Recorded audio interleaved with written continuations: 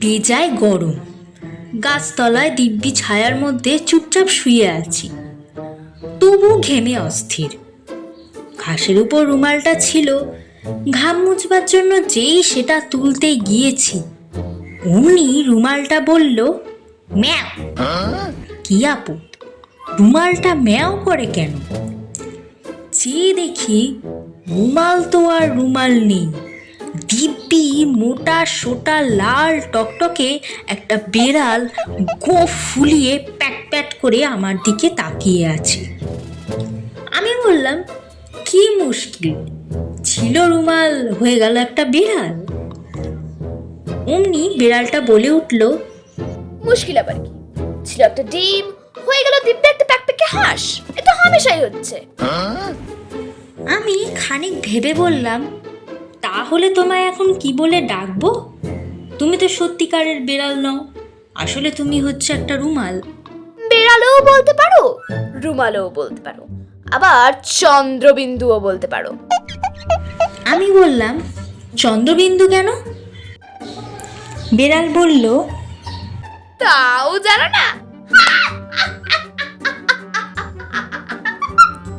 আমি ভারী অপ্রস্তুত হয়ে গেলাম। মনে হলো ওই চন্দ্রবিন্দুর কথাটা নিশ্চয়ই আমার বোঝা উচিত ছিল, তাই থতমত খেয়ে তাড়াতাড়ি বলে ফেললাম, ও হ্যাঁ হ্যাঁ হ্যাঁ, বুঝতে পেরেছি। বেড়াল বলল, হ্যাঁ, এ তো বোঝাই যাচ্ছে। চন্দ্রবিন্দু চ, বেড়ালে তারিব স, রুমালের মা হলো চশমা। কেমন হলো তো? আমি কিছুই বুঝতে পারলাম না, কিন্তু পাছে বেড়ালটা আবার বিশ্রী করে হেসে ওঠে, তাই সঙ্গে সঙ্গে হু হু করে গেলাম। তারপর বেড়ালটা খানিকক্ষণ আকাশের দিকে তাকিয়ে হঠাৎ বলে উঠল, গরম লাগে তো তিব্বত গেলেই পারো। আমি বললাম, বলা ভারী সহজ, কিন্তু বললেই তো আর যাওয়া যায় না। কেন, সে আর মুশকিল কি? কি করে যেতে হয় তুমি জানো? তা জানি নে। কলকাতা, ডায়মন্ড হারবার, রানাঘাট, তিব্বত, ব্যাস সিধে রাস্তা, 1.25 ঘন্টার পথ গেলেই হলো।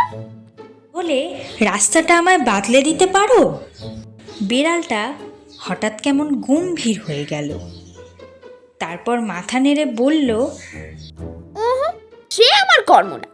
আমার গেছো যদি থাকতো তাহলে সে ঠিকঠাক বলতে পারতো। গেছো দাদা কি? তিনি থাকেন কোথায়? গেছো আবার কোথায় থাকবে? গাছেই থাকবে। আমি বললাম, কোথায় গেলে তার সঙ্গে দেখা হয়? বেড়াল খুব জোরে জোরে মাথা নেড়ে বলল, সেটা হচ্ছে না, সেটা হচ্ছে না, সে হওয়া জয় নেই। আমি বললাম, কিরকম? সে কিরকম জানো? মনে করো তুমি যখন যাবে উলুবেড়ে তার সঙ্গে দেখা করতে, তখন তিনি থাকবেন মতিহারি। যদি মতিহারি যাও তাহলে শুনবে তিনি আছেন রামকৃষ্ণপুর। আবার সেখানে গেলে দেখবে তিনি আছেন কাশিম বাজার। কিছুতেই দেখা হওয়ার জো নেই। আমি বললাম, তাহলে তোমরা কি করে দেখা করো? সে অনেক হাঙ্গামা। আগে হিসেব করে দেখতে হবে দাদা কোথায় কোথায় নেই, তারপরে হিসেব করে দেখতে হবে দাদা কোথায় কোথায় থাকতে পারে, তারপরে দেখতে হবে দাদা এখন কোথায় আছে, তারপরে দেখতে হবে সেই হিসেব মতো যখন সেখানে গিয়ে পৌঁছাবে তখন দাদা কোথায় থাকবে, তারপরে দেখতে হবে। আমি তাড়াতাড়ি বাধা দিয়ে বললাম, সে কিরকম হিসেব? সে ভারী শক্ত, দেখবে কিরকম। এই বলে সে একটা কাঠি দিয়ে ঘাসের উপর লম্বা আঁচড় কেটে বলল, এই মনে করো গেছো দাদা।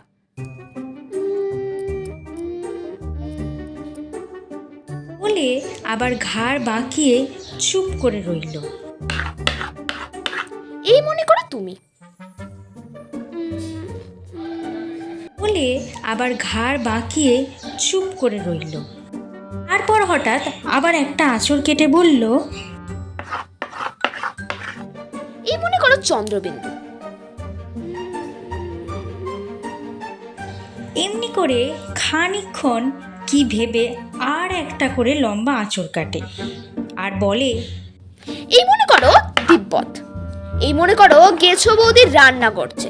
এই মনে করো গাছের গায়ে একটা ফুটো। এই রকম শুনতে শুনতে শেষটায় আমার কেমন রাগ ধরে গেল। আমি বললাম, ধুর ছাই, কী সব আবোল তাবোল বকছো, একটুও ভালো লাগে না। বেড়াল বলল, আচ্ছা, তাহলে আর একটু সহজ করে বলছি। চোখ বোঝো, আমি যা বলবো মনে মনে তার হিসেব করো। আমি চোখ বুঝলাম, চোখ বুঝেই আছি। বিড়ালের আর কোনো সাড়া শব্দ নেই। হঠাৎ কেমন সন্দেহ হলো। চোখ চেয়ে দেখি বিড়ালটা ল্যাজ খাড়া করে বাগানের বেড়া টপকিয়ে পালাচ্ছে আর ক্রমাগত ফ্যাঁচ ফ্যাঁচ করে হাসছে। কি আর করি, গাছতলায় একটা পাথরের উপর বসে পড়লাম। বসতেই কে যেন ভাঙা ভাঙা মোটা গলায় বলে উঠল, 7 দুগুণে কত হয়? আমি ভাবলাম, এ আবার কে রে? এদিক ওদিক তাকাচ্ছি। এমন সময় আবার সেই আওয়াজ হলো।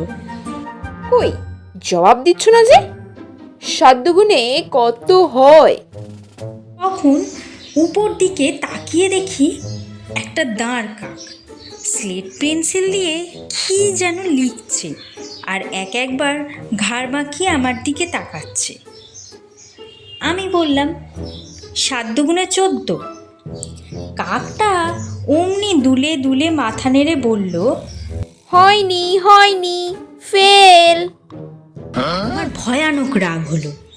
বললাম, নিশ্চয়ই হয়েছে, 7 একে 7, 7 দুগুণে 14, 3 7 21।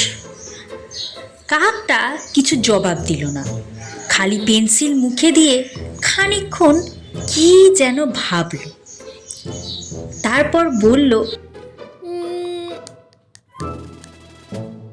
7 দুগুণে 14 নামে 4, হাতে রইল পেন্সিল।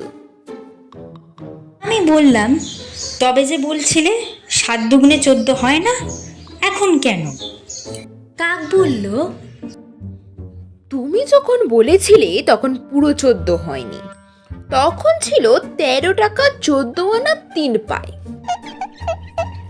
আমি যদি ঠিক সময় বুঝে ধাঁ করে 14 লিখে না ফেলতাম, তাহলে এতক্ষণে হয়ে যেত 14 টাকা 1 আনা 9 পাই। বললাম, এমন আনারি কথা তো কখনো শুনিনি। 7 দুগুণে যদি 14 হয়, তা সে সবসময়ই 14। 1 ঘন্টা আগে হলেও যা, 10 দিন পরে হলেও তাই। কাকটা ভারী অবাক হয়ে বলল, তোমাদের দেশে সময়ের দাম নেই বুঝি? বললাম, সময়ের দাম কিরকম? এখানে কদিন থাকতে তাহলে বুঝতে। আমাদের বাজারের সময় এখন ভয়ানক মাগ্গি। এতটুকু বাজে খরচ করবার জো নেই। এই তো কদিন খেটে খুঁটে চুরিচামারি করে খানিকটা সময় জমিয়েছিলাম, তাও তোমার সঙ্গে তর্ক করতে অর্ধেক খরচ হয়ে গেল। বলে সে আবার হিসেব করতে লাগলো। আমি অপ্রস্তুত হয়ে বসে রইলাম। এমন সময় হঠাৎ গাছের একটা ফোকর থেকে কি যেন একটা সুরুত করে পিছলিয়ে মাটিতে নামলো। যে দেখি